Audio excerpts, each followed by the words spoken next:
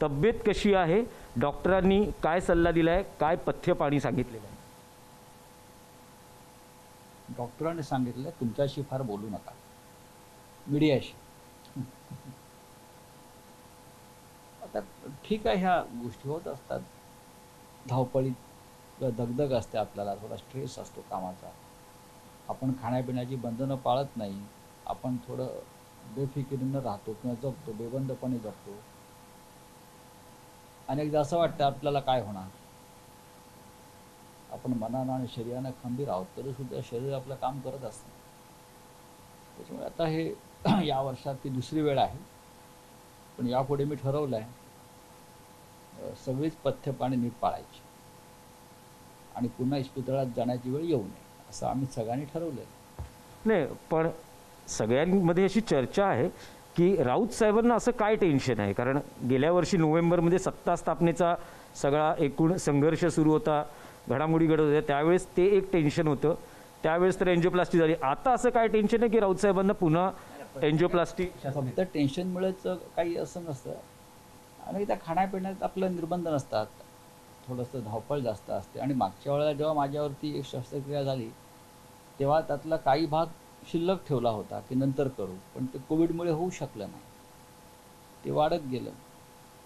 आणि आता ते माननीय पक्षप्रमुख उद्धव ठाकरे यांच्या लक्षात आलं हा सगळा प्रकार. आणि आपण त्यांना ओळखता की वैद्यकीय किंवा सगळ्या बाबतीत निष्काळजीपणाच्या बाबतीत आम्ही केलेलं आहे ते किती चिडतात. आणि मग त्याने हे सगळं करून घेतलं. तुम्हाला खाण्यापिण्याची पथ्य डॉक्टरांनी सांगितली असतीलच, पण काही राजकीय पथ्य पाळायला सांगितली आहेत का? राजकीय पथ्य पाळायला सांगितली आहेत. शक्यतो पुढले काही दिवस कमीत कमी बोला आणि फार ताण घेऊ नका कामाचा, असंच नक्कीच सांगितलं.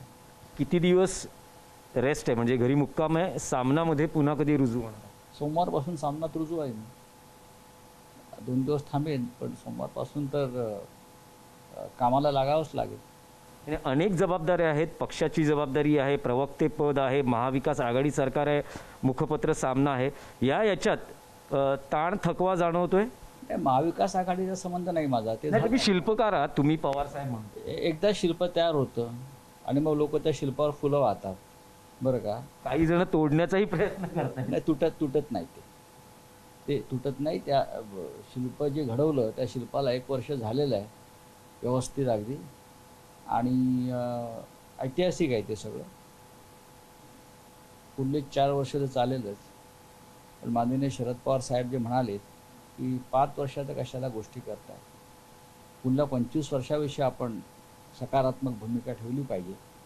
मला वाटतं ते योग्य आहे. ज्या पद्धतीचे महाराष्ट्रातल्या पदवीधर आणि शिक्षक मतदारसंघाचे निकाल लागलेले आपण पाहतो आहे, त्याच्यावरून समाजातल्या विविध स्तरातील लोकांचा कल कुठे आहे, चाललाय, वळतो आहे आपण पाहिलं. धुळे नंदुरबारचा निकाल सोडून द्या, स्थानिक स्वराज्य संस्थांचा अशा प्रकारचे निकाल कसे लागतात हे आपल्याला माहिती आहे. आदिवासी भागात निवडणूक झाली तिथं. पण पदवीधर मतदारसंघ, शिक्षक मतदारसंघ हे विचार करून मतदान करणारा हा वर्ग आहे, पदवीधर आणि शिक्षकांचा. त्यांनी जे मतदानाचा कल जो दाखवला हे महाराष्ट्राची दिशा दाखवणारा कल आहे. जे कालपर्यंत सांगत होते की या सरकारला जनमताचा पाठिंबा नाही, लोकांचा पाठिंबा नाही, तर लोकांचा पाठिंबा हा कशा पद्धतीनं आहे हे काल दिसलं. म्हणजे नागपूर सारख्या मतदारसंघामध्ये येथे किमान 40-45 वर्ष भारतीय जनता पक्षाचाच उमेदवार आहे, एकतर्फी निवडून येत असेल किंवा तिथे दुसरं कोणी लढण्याचा विचारही करू नये अशा प्रकारची तटबंदी तिकडे होती. संघाचं मुख्यालय आहे तिथे.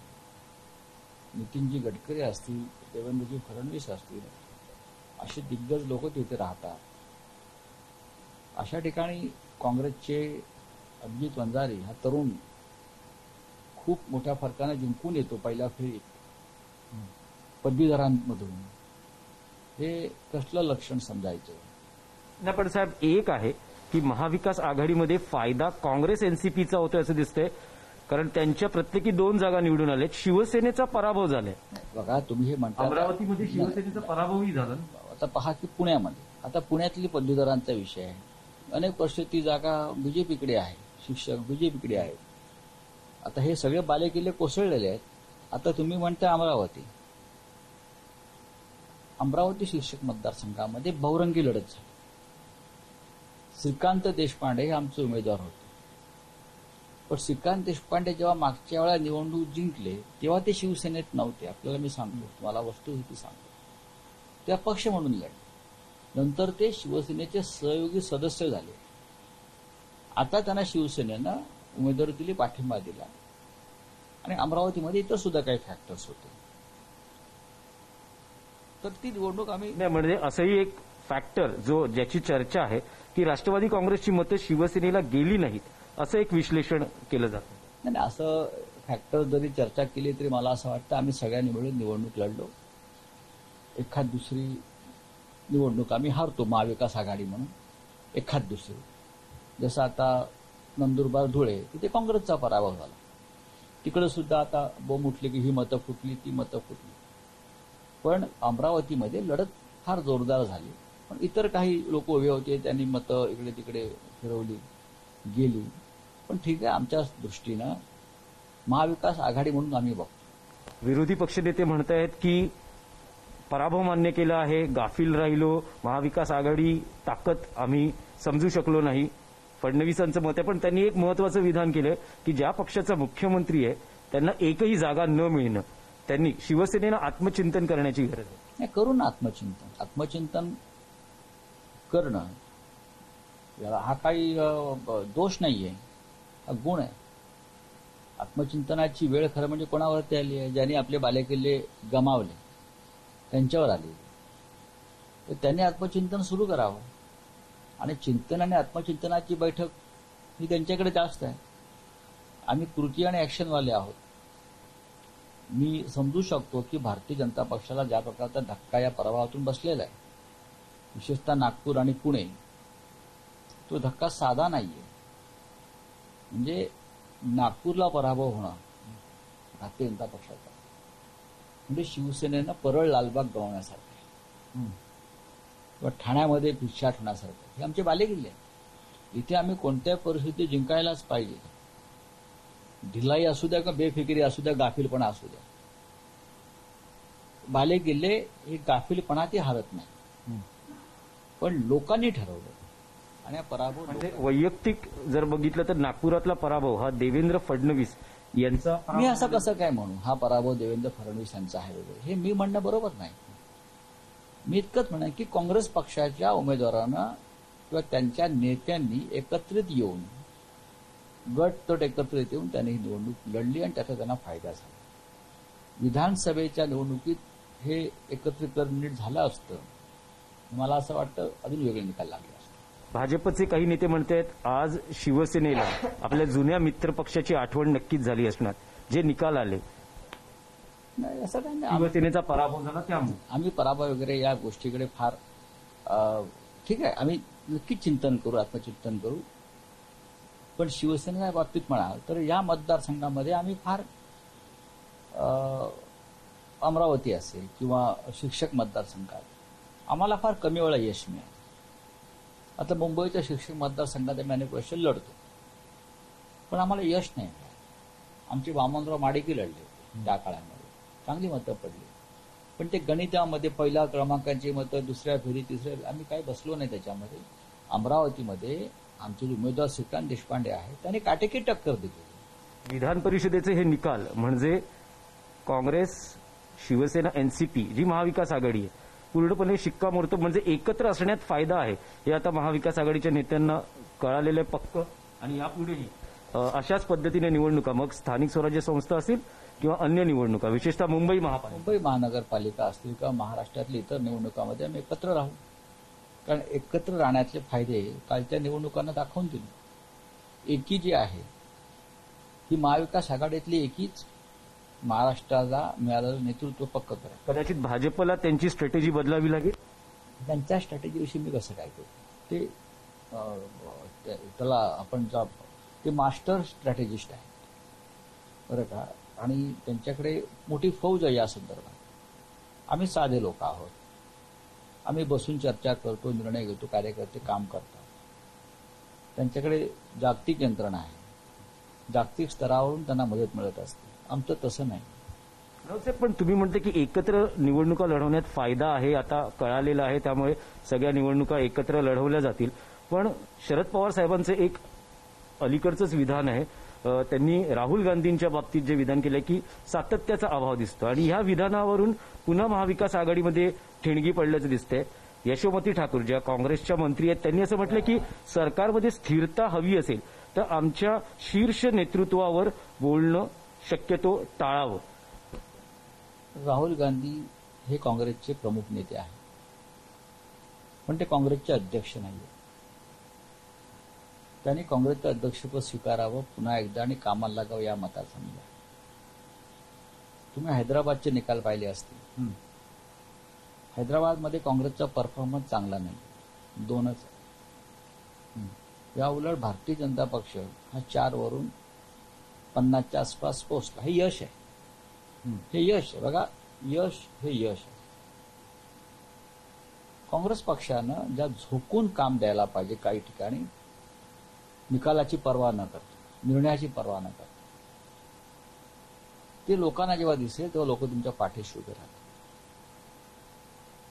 राहुल गांधी यांच्या बाबतीत अशी विधानं वारंवार होत असतात. राहुल गांधीच्या नेतृत्वाचा मी सगळ्यात मोठा समर्थक आहे. सगळ्यांना पंडित नेहरू होता येत नाही, सगळ्यांना नरेंद्र मोदी होता येणार नाही, सगळ्यांना शरद पवार साहेब होता येणार नाही. प्रत्येकाच्या आपल्या मर्यादा असतात नेतृत्वाच्या, प्रत्येकाच्या आहेत, मोदींच्याही आहेत, अनेकांच्या आहेत, पण ते नेते आहेत. अशा वेळेला ज्या सातत्याविषयी पवारसाहेब बोलत आहेत, मला असं वाटतं की शरद पवारांची जी भूमिका आहे किंवा शरद पवारांचे जे सांगणं आहे ते त्यांच्यापेक्षा अनुभवानं कमी असलेल्या कोणीही, मी राहुल गांधी म्हणत नाही, फक्त कोणीही मार्गदर्शन म्हणून स्वीकारायला पाहिजे. ते जेव्हा बोलतात तेव्हा त्यांचा अभ्यास आहे. आम्हाला अनेकदा वाटतं अमुक अमुक नेत्याने हे केलं असतं तर बरं झालं असतं. आम्ही सुद्धा अनेकदा पवार साहेबांचं मार्गदर्शन घेतो.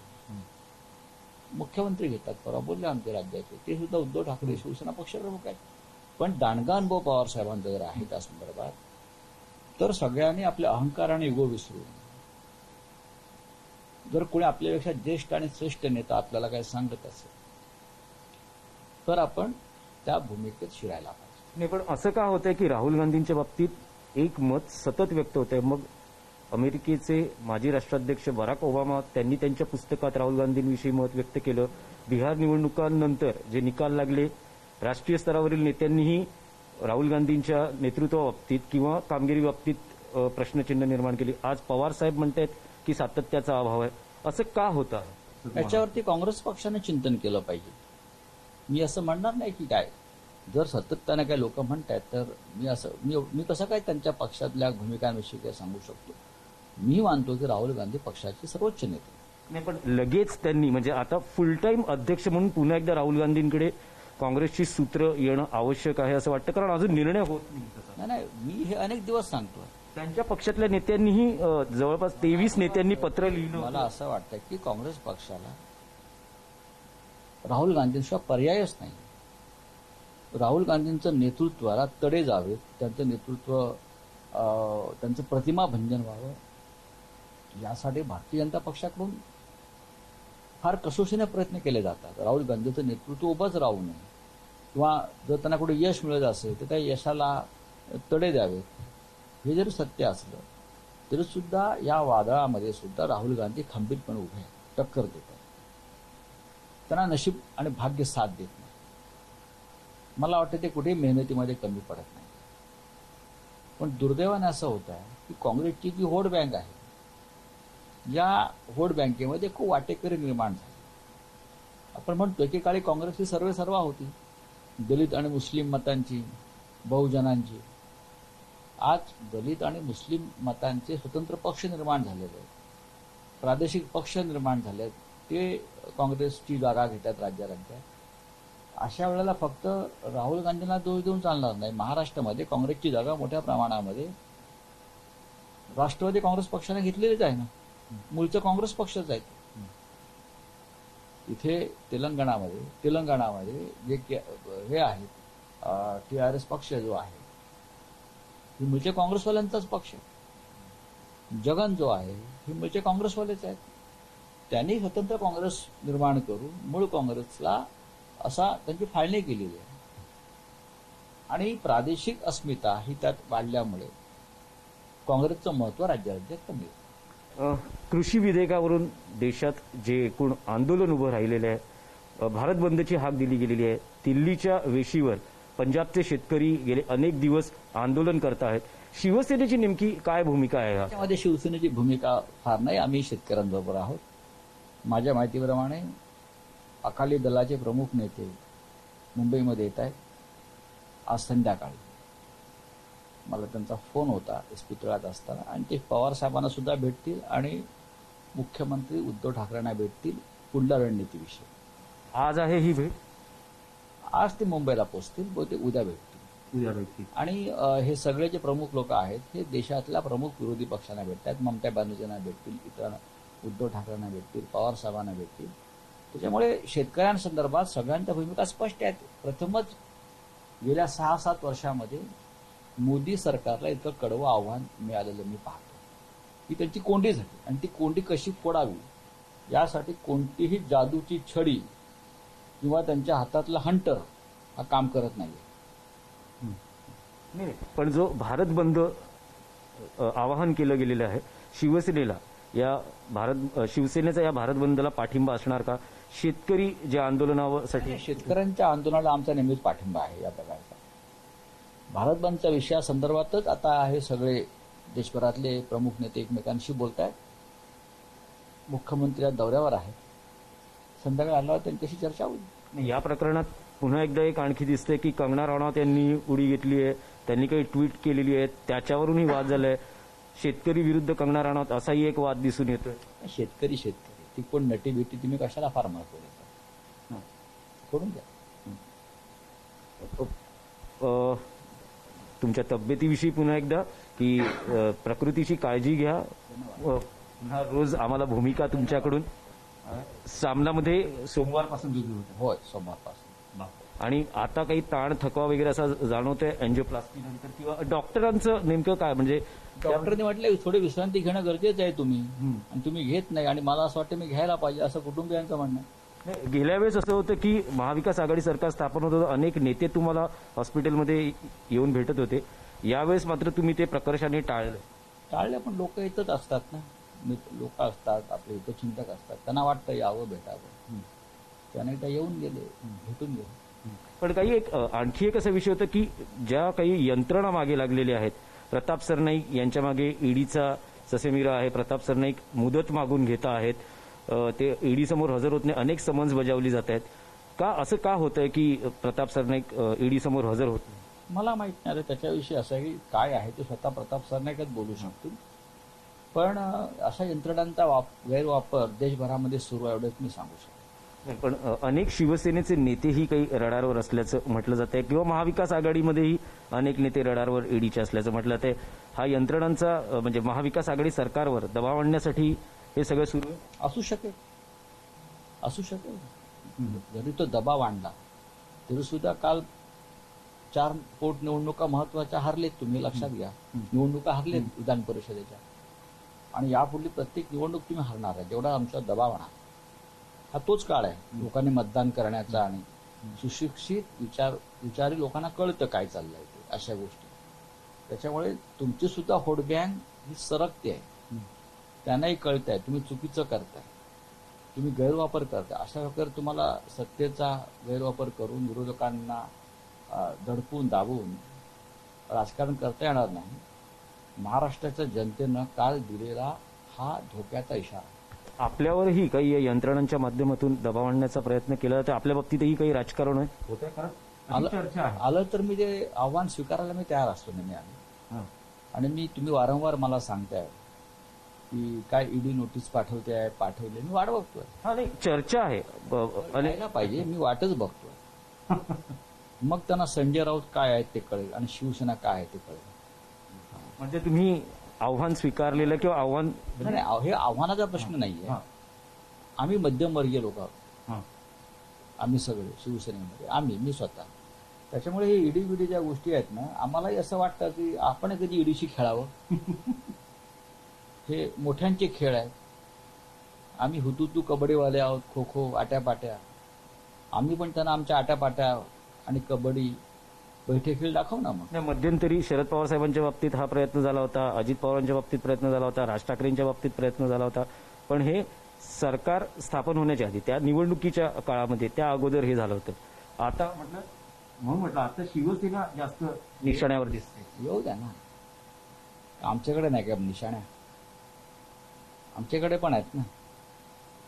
बघू. महाराष्ट्रात सरकार उद्धव ठाकरेंचे आहे, त्यांनी लक्षात ठेवावं. टीव्ही 9 मराठीशी तुम्ही संवाद साधलात.